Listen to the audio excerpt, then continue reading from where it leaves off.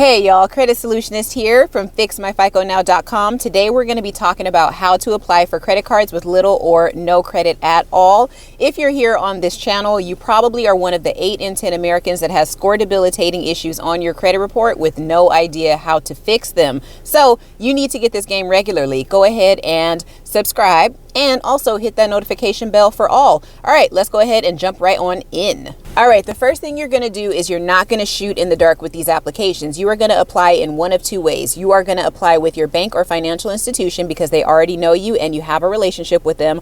Or number 2, you are going to apply with a company that has already sent you a pre-approval letter in the mail. Check your terms first to make sure it's something that you want. But when you get a pre-approval in the mail from like Citibank or Bank of America, anybody like that, they've already done a soft pull on your credit within the last 90 days and they see that you are a great candidate. So I would rather you apply with a company that's already told you yes in a covert way than for you to go and just shoot in the dark because you read something on the Credit Karma website or saw a video on YouTube with people telling you to apply. Okay. Tip number 2, no self-employment. What you're going to do if you happen to be self-employed, maybe you drive for Uber or you have your own business, you're going to put on that application that you are employed, but you're going to put your company name as your employer and then you're going to put yourself as an employee because technically you kind of are, especially if you're paying yourself. So there's nothing wrong with that.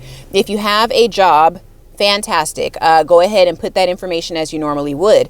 The reason you're going to do this with the self-employment aspect is because the bank wants to see that you have stability. If you're self-employed and you list that on your application, unless it's a business credit card, you look like you could be unstable to the bank because if 2020 taught us a lesson, is that anything can happen. So if you're self-employed, we know that your business could possibly drop in, super quick. Okay, let's talk about your income that you're going to state on this application. Don't get slap happy and put over $100,000 on the income portion of the application if you only make about $30,000 a year.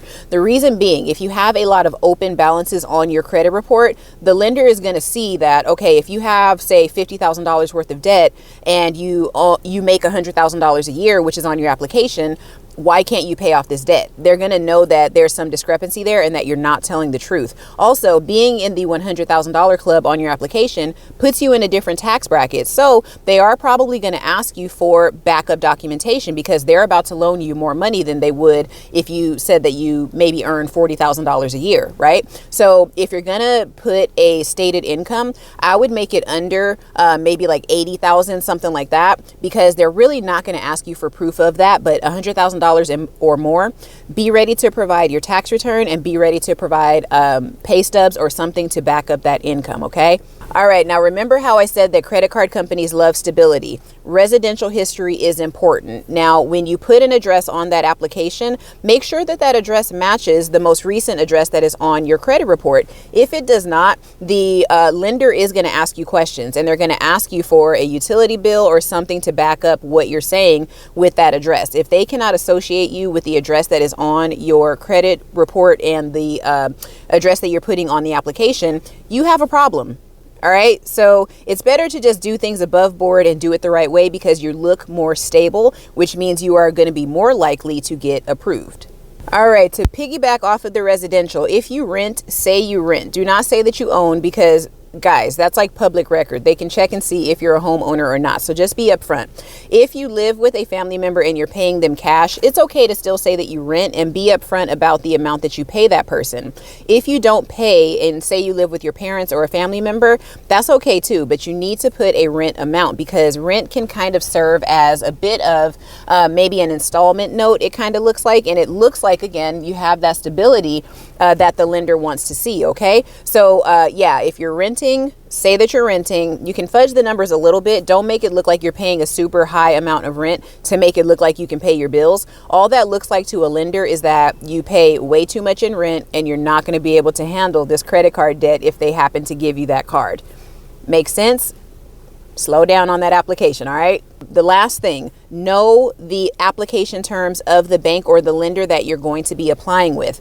Let's take Chase for an example. If you have applied for all different types of loans or credit cards at least 5 times in the last 24 months, it doesn't matter what your credit score looks like. It doesn't matter what your income looks like.